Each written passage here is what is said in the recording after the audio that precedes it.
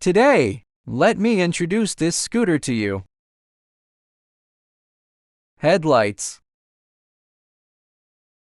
And this scooter, we use NFC to start it.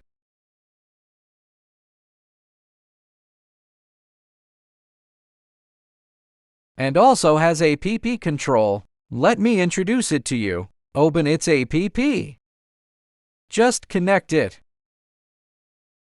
Unlock. And start. Then you can find the scooter.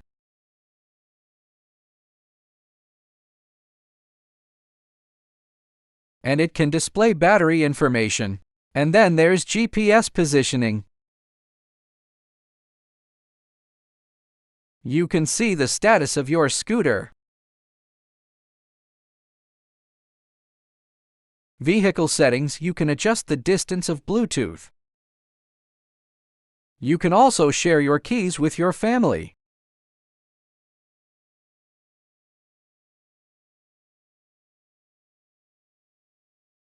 Lock. Unlock the scooter. Lock, unlock, ignition. It's very simple. Welcome everyone to watch. If you are interested, please contact us.